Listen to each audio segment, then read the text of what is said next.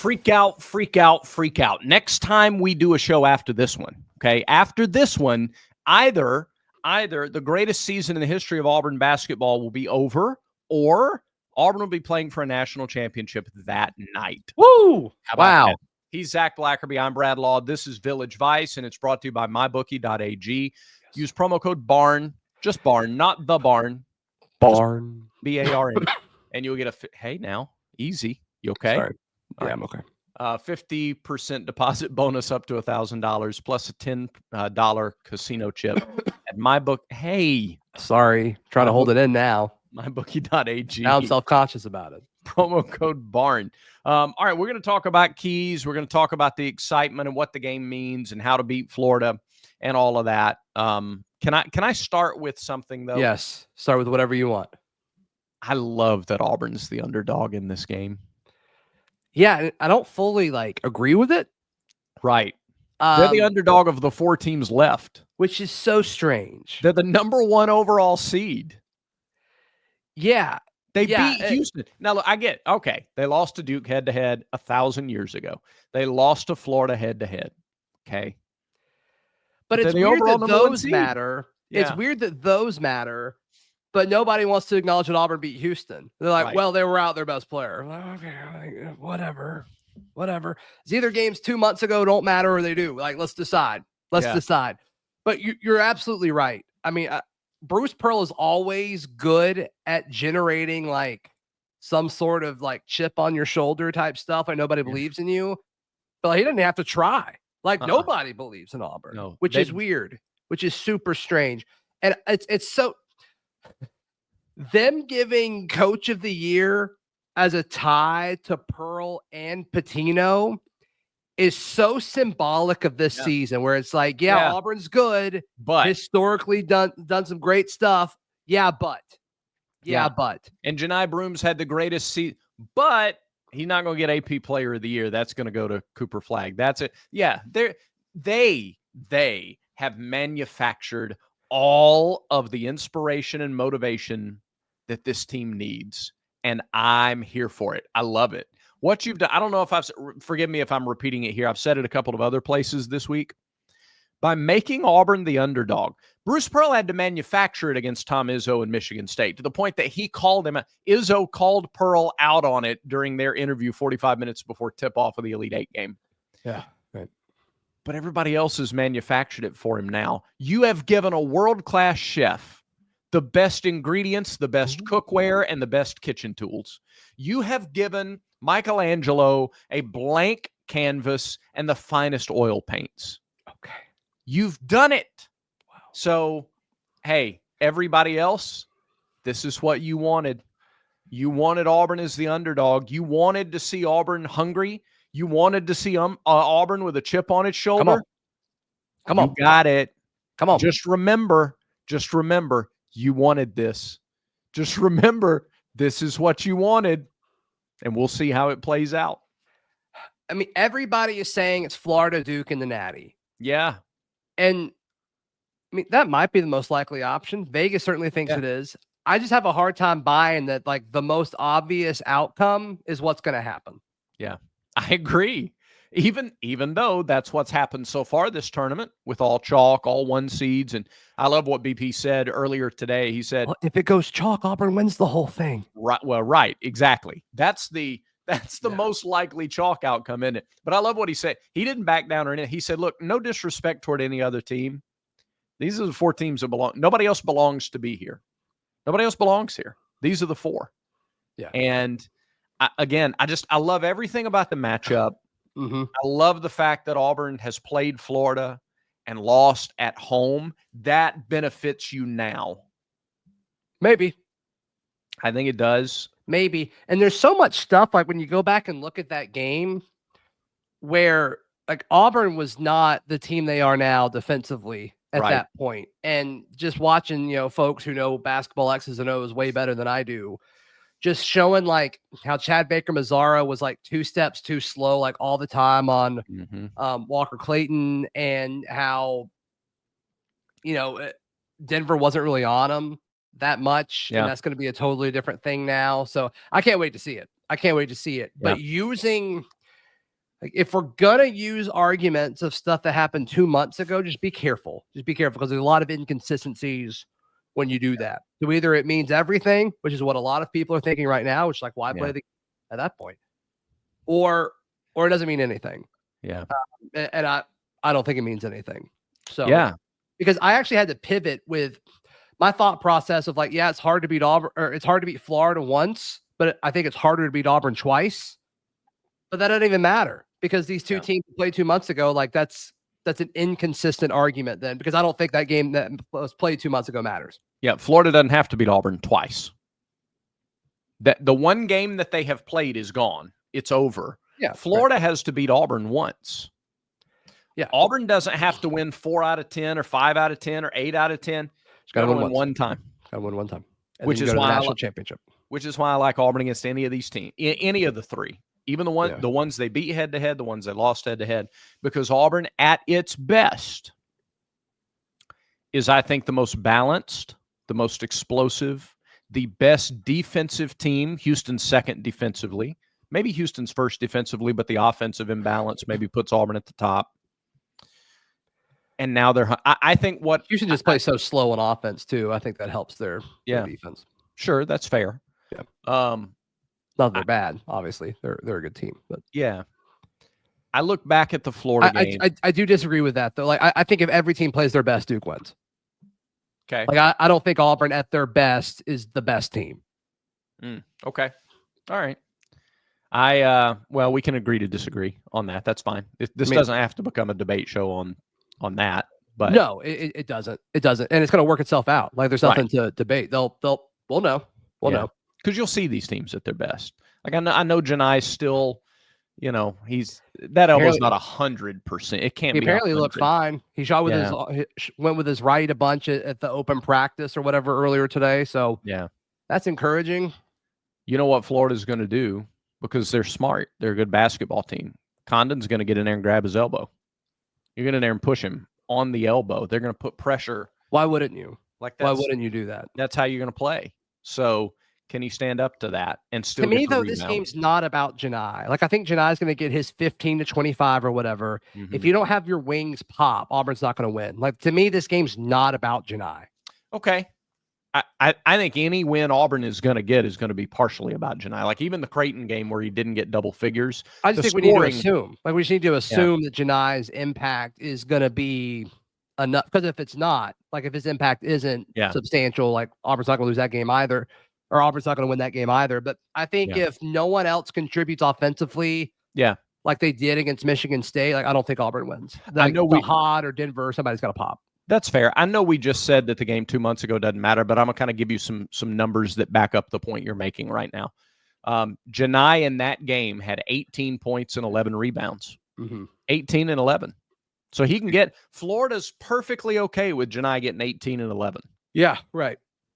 The other stats in the game, Miles Kelly took 18 shots. He had 22 points on 18 shots. CBM and Denver were combined 2 for 10 with 8 points.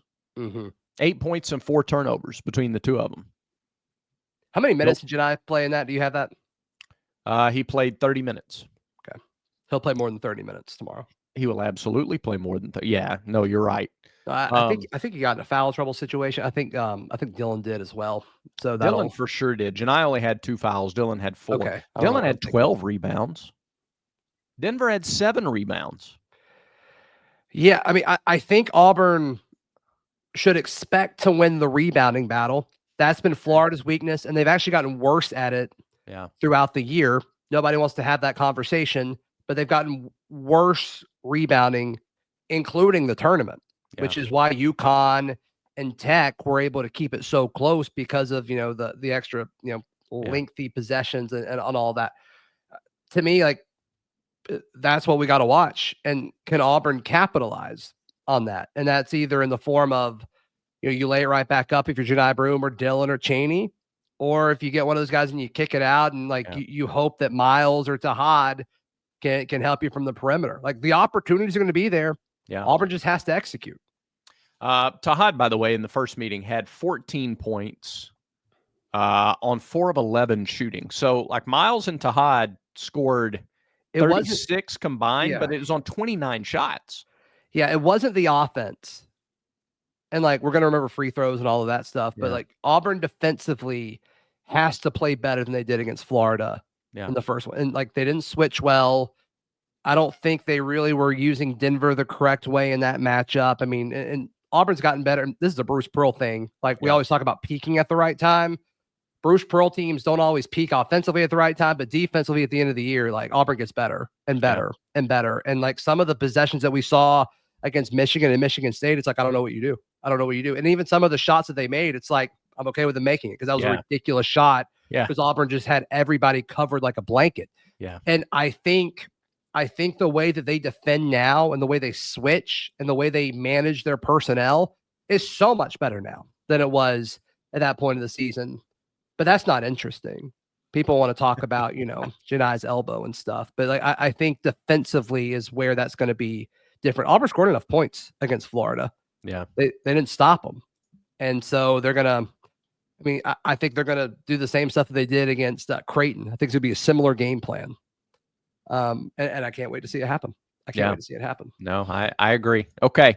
So how do you think the game, well, no, you know what? Let's get into that in our 6-pack after you tell everybody about Roback. Roback.com. Roback should sponsor the 6-pack. A Roback 6-pack would be tremendous. Yeah, we need to get sales on that. Roback.com, RHOBACK.com is your place to go for all of the best looking, most comfortable performance gear out there. They've got the polos, they've got the quarter zips, they've got the hoodies and a ton of different types of hoodies. I can't tell you the difference. Maybe their website can, but Roback.com. Use promo code VICE20 for 20% off your order. That's at Roback.com. All right, you ready for the 6-pack? Can I ask you an opinion on something real quick? Yeah, of course, anytime. It's starting to get hot outside. Yeah. It's starting getting hot outside, which this is one of my least favorite things is when you're with a group of people and everybody's excited that it's warming up. Mm-hmm. And you're going out to eat with a group of people. Lunch or dinner? It doesn't matter, but I'm thinking dinner in this situation. Got it. Fancy place? Not a fancy place. Probably not. Okay. But somebody says, let's eat outside. I'm like, it's 86. Why do you want to eat outside? I'll leave. I'll go home. I believe you. I totally believe I'm you. like, I'm not interested in eating outside when it's 80 plus degrees outside. I got to tell you, I'm not all that interested in eating outside any time. At all. I don't want the wind. I don't want the sunlight. I'm not real big on that. Now, if you got like a sunroom situation or a screened situation, maybe. Brewery's fine. But if we're eating out a meal outside. Yeah. If we're sharing a meal together and it's 86 degrees outside, no thanks. There's nothing you can do or say to me to convince me that you care about my well-being. No, if you want me to eat outside with you and it's 86 degrees, you don't care about me. You just want to make things that are nice not as nice. I think I agree with you. And here, we didn't have the luxury of a long runway into 86 degrees either. It was freezing one week. That's what triggers it. 86. People get so excited. They're like, oh, and then how do they do? Wait. How do they do? How are they? Oh. And it always happens with, the hostess is like, you want to eat inside or outside?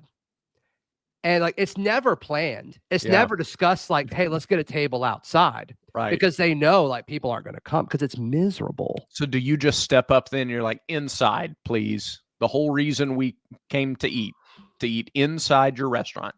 Yeah. You're gonna eat inside. Yeah. It's like, y'all pay rent for this building. Like, let's use it. Yeah. Let's use it. The service is never as good outside. No, they forget about you out there. Yeah, because they don't want to go outside. Because it's 86 degrees. Degrees. Yeah. The glass sweats like crazy. Yeah. It's like there's more water on the outside of my glass than in it. And you have to pin down your napkin. You have to pin down all your stuff on the table. And it's usually a wrought iron table. Whoever gets excited, whoever does let's go outside. they try to sell you like, isn't this nice? Isn't this nice? Like, no, Deborah, this sucks. It's 86 out here. Well, if you spill anything too on that wrought iron table, it's on you. Right. Because it's not a flat, totally hard surface. Mm-hmm. Yeah. It's the worst. It's 86. Go inside. This happened to you recently? No. Okay. I just pulled it out of nowhere. I love you for that. That is a phenomenal. Ask me how the meal was. Ask me how it was. How was the meal, though, Zach? I don't know. Did you leave? I have no interest in it. So wait. How far? Oh, this is great. I don't sit down, Brad. I don't sit. It's 86. How many people were there? Well, this is a hypothetical situation. This isn't a real situation. Of course. But how many people? Half dozen. Hypothetically. Half dozen people hypothetically watched you get up and leave and just not get up. Well, I didn't sit down. Yeah, okay. Half a dozen people hypothetically watched you turn right around and walk back out the door instead of going outside. Yes. That is tremendous. Never heard from him either. Probably never hang out with him again. Was that your last lunch with these hypothetical people?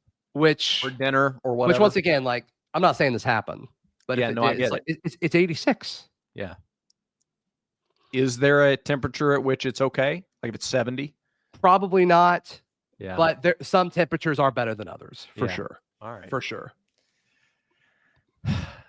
Man, that's good. Do you feel better now that you got it off your chest? I hope they watch this. Yeah. If it happened. No, it happened. We have thousands of eyes on it. I don't know how many hypothetical ones we'll have, but hopefully they're all on it. All right. 6-pack. Can't wait to read the comments on this one from them. I was there. It was me, hypothetically.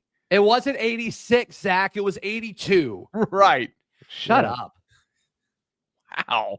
There's going to be people. I already hear them typing now. Yeah. Eating outside's great. Stop it. And in some situations, it's fine, but it's not better than eating inside. You know when it's just not. No, it's not better. Picnic.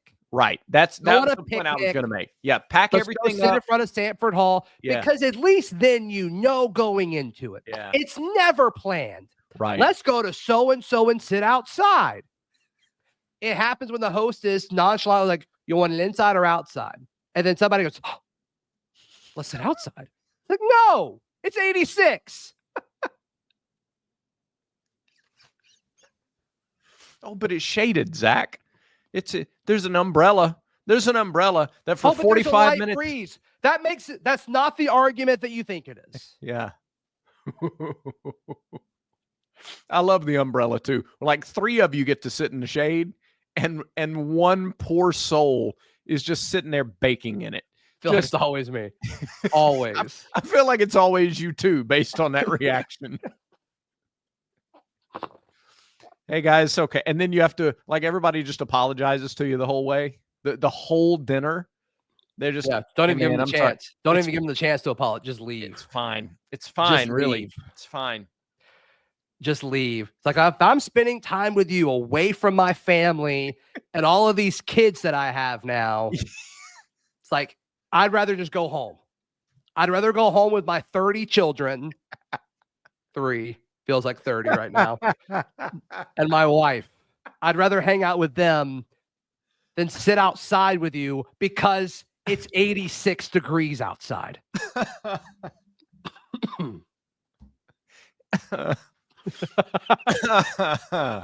Hypothetically. Wow. All right, 6-pack. I guess 6-pack, sure.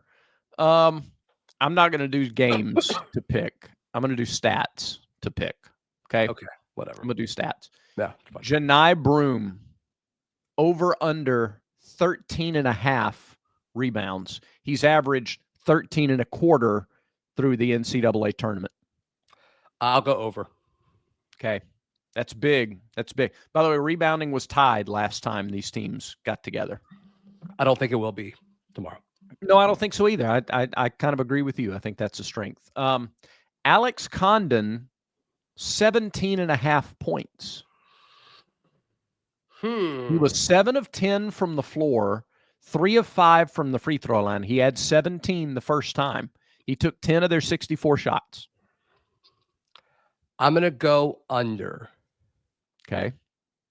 On that. Not because he's not capable of it, but they were down a guard last time. Yep. And then Clayton was also like questionable, even though he played 40 minutes. I think there's more shots from the guards than Condon tomorrow. So not that he's not capable of scoring more than 17, but I'm going to guess the under. Got it. Okay. Auburn 3-point shooting. What about you? Oh, give me more rebounds for Janai. Give me. Oh man, this is tough because I think if Auburn has a lead, you're going to see more shots from the guards. But I think Auburn may play similar to the way Florida played the first time around. I think Condon can get his shots. Okay. So I'll go over. Yeah, I mean, there's no question he can get them for sure. It's just what's their game plan? Is it more divvied up? I like Auburn's bigs more than Florida's. Yeah, I do too, but I like Auburn's defense on the guards in this game so much better than the defense against the guards the first time around. Okay. I think they run them off the 3-point line and they're going to have more to maybe off ball. Okay. Yeah. Which gives Condon more. Total sense. Okay. All right. Auburn 3-point shooting, 34% or better. Better or worse than 34%? What is the 30? Is that what it was last time, or is that what it's been in the tournament? Last time, I'd have to look up. It's kind of arbitrary. They shot just under 32%. They were 7 of 22. I'm going to go over, but not much over. I think that's about where they're going to be. Okay. I do too. Yeah, I think that's a good number. Yeah, that's why I asked where you got it from. Yeah. Miles was 3 for 9. Mm-hmm. The other Chad Baker was 1 of 3. So they together were 33. We're 33.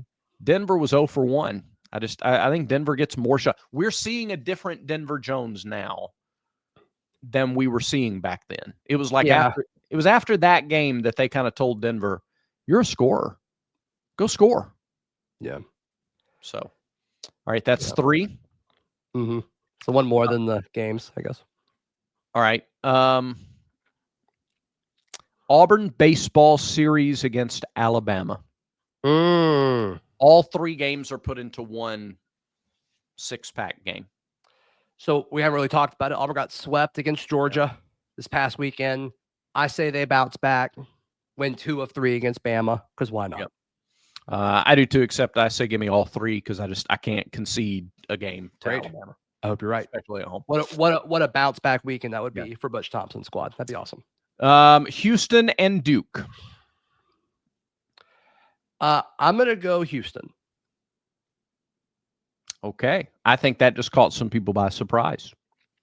I feel like not a lot of people are giving Houston a chance. Some of it's bracket loyalty. I got all 8 teams right on my Elite 8. I got all 4 Final Four teams right, and I've got Auburn over Houston in the Natty. So I'm just saying, I'm staying loyal to the best bracket I've ever filled out. So yeah, I mean, defensively, they have flat out shut teams down, and it's a classic pace case. It's can Duke push it, and can Houston control the tempo of the game and get stops? Yeah, and I don't know. I mean, it's been a minute, I think, since Duke's played a team like Houston. Like, I don't think there's many teams out there that are like Houston. And I just kind of think Kelvin Sampson deserves it too. Yeah. So Alabama is Shire. I think Kelvin Sampson's a better coach right now. Yeah, that's a good point. When you talk about the teams they've played so far, they've played offensively oriented teams. Like Alabama is a tremendous scoring team. They didn't play defense. No. They certainly didn't play defense against Duke. No. So that's a good point. That's tempting. Because I think Auburn has a better chance to beat Houston than they do to beat Duke in a championship game. But I think I disagree with that. I think Auburn's got a better shot against Duke than Houston. Okay. Interesting.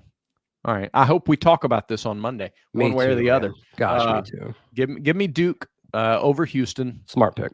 Great game. I think both these games have the potential to be dynamite games. Now, give me Auburn and Florida.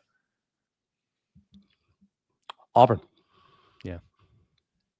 Yeah. I think this is it. This feels like it. I think it's a statement game. Like I think we're comfortable in the last minute or two. Yeah. Wow. Wouldn't that be something? I think they punch him in the mouth, Brad. I really do. Yeah. Well, again, everything lines up for that to happen. Everything. The fact that Auburn lost that game during the midst of the rigors and the rough, tough SEC schedule, the big favorite at home, all the pressure of defending your home court and all of that, none of that exists. Extra hunger, extra rest, extra health, extra intensity, extra all of that. And I think we're seeing closer to November Auburn than we have seen all year long. Yeah, and I mean, just looking at like how they've looked in the tournament, Auburn has looked better than Florida. That's right. I think Florida's path is a little more difficult than Auburn's was. I think it's close. I think it's very, very close. I think we're splitting hairs there, but Auburn's looked better. And to me, the rebounding getting worse for Florida as the season's gone on. It's weird that that's not being talked about. That's what wins basketball games. And it just seems like Auburn around the basket's been getting better and better. I know everybody wants to like hype up the Janai Broom thing, but Auburn doesn't seem concerned about it. Right. Vegas doesn't seem concerned about it as far as like creating odds. So yeah, I'm not concerned about it either. So yeah, give me Auburn. All these intangible things too. Like, and this is no disrespect to Florida. Florida is Florida deserves the number one seed. They deserve to be there. All of that. This is not anti-Florida. Right.